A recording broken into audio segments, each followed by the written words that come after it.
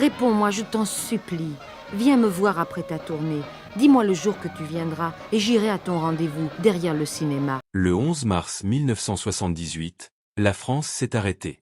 Un homme de 39 ans venait de mourir dans sa baignoire, électrocuté par une simple applique murale qu'il essayait de réparer. Cet homme avait vendu des millions de disques. Il avait fait danser toute une génération. Il avait conquis l'Europe entière avec une chanson que Paul Anka allait transformer en l'un des titres les plus joués au monde. Cet homme s'appelait Claude François. Et il emportait avec lui des secrets que la France ne découvrirait que des années, voire des décennies plus tard. Aujourd'hui, on va parler du vrai Clo-Clo. Pas la légende. L'homme derrière. Pour comprendre Claude François, il faut remonter à son enfance. Et là, dès le départ, on est loin du monde des paillettes. Il naît le 1er février 1939 à Ismaïlia, en Égypte. Son père est employé du canal de Suez. La famille vit dans un relatif confort colonial.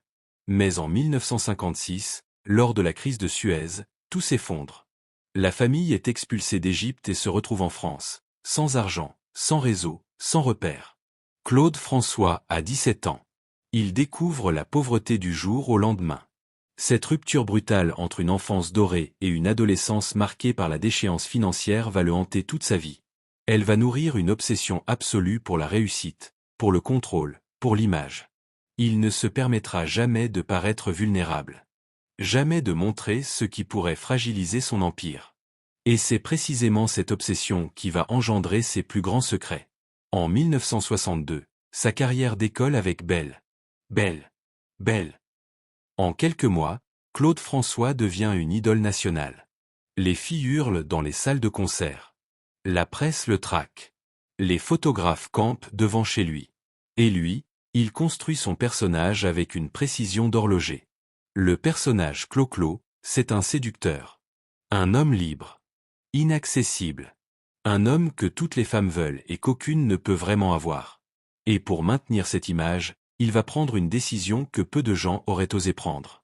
En 1967, il entame une relation avec Isabelle Forêt, mannequin et danseuse. De leur union naissent 2 fils, Claude François Jr. en 1968 et Marc François en 1969.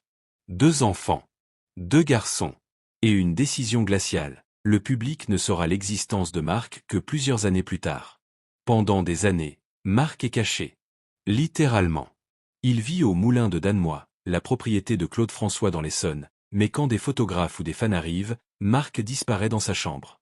Il ne sort que lorsqu'il est habillé exactement comme son frère, pour ne pas éveiller les soupçons.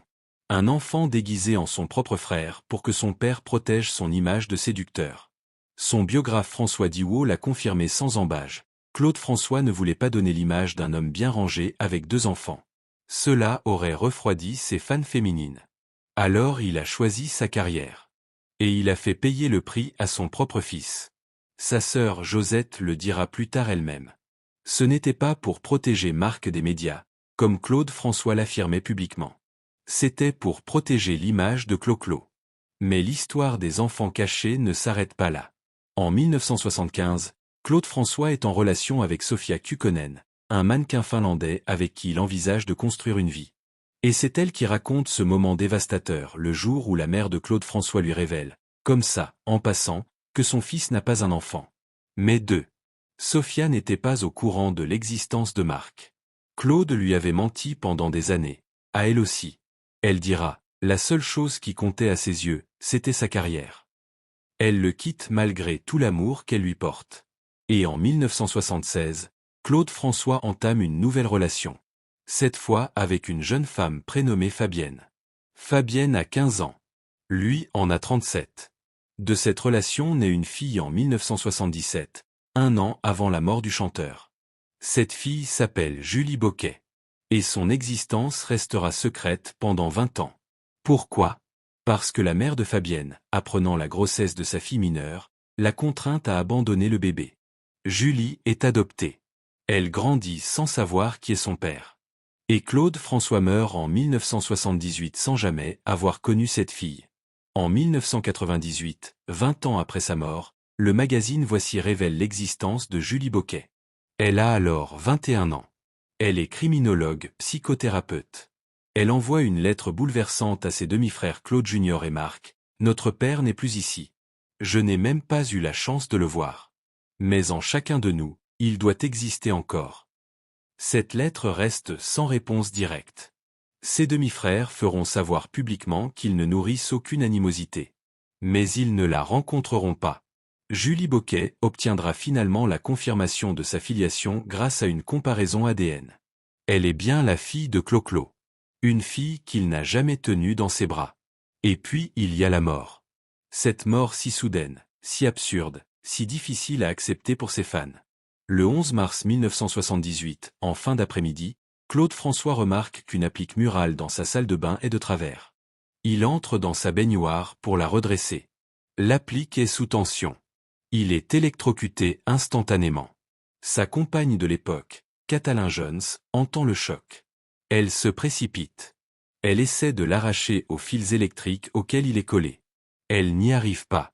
Claude François meurt là, dans sa baignoire, à 39 ans, à l'apogée de sa carrière. Ce qui aggrave encore le caractère tragique de cette mort, c'est ce qu'il laisse derrière lui. Pas de fortune. Pas d'empire financier. Malgré des millions de disques vendus, malgré les tournées, malgré les spectacles somptueux, Claude François laisse à ses enfants une dette colossale de 15 millions de francs. Isabelle Forêt, mère de Claude Junior et Marc, se retrouve seule avec 2 garçons de 9 et 8 ans et des dettes qui dépassent l'entendement. Elle met 5 jours à trouver les mots pour annoncer la mort de leur père à ses fils. 5 jours. Et quand elle leur dit enfin, l'un s'enferme dans sa chambre et hurle. L'autre sort dans le jardin et frappe un arbre à poings nus jusqu'au sang. Pour rembourser les dettes, il faut vendre le moulin de Danemois. Ce moulin où Marc était caché. Ce moulin qui était l'écrin de la vie secrète de Clo-Clo. Il est vendu. Et ce n'est que des années plus tard, quand Claude Junior atteint ses 18 ans, que les dettes sont enfin épongées. Aujourd'hui, Claude François Junior gère l'héritage de son père avec une passion intacte. Il a racheté le moulin en 2021 pour en faire un lieu de mémoire. Marc, lui, est devenu producteur. Il a produit le biopic Clo-Clo sorti en 2012. Les 2 frères ont publié ensemble un livre retraçant la vie de leur père à travers des objets personnels. Et quelque part dans tout ça, il y a Julie Boquet, la fille que Clo-Clo n'a jamais connue, qui vit sa vie de mère et de criminologue, portant en elle le prénom d'un homme qu'elle n'a jamais vu. Claude François a construit une des carrières les plus fulgurantes de la chanson française.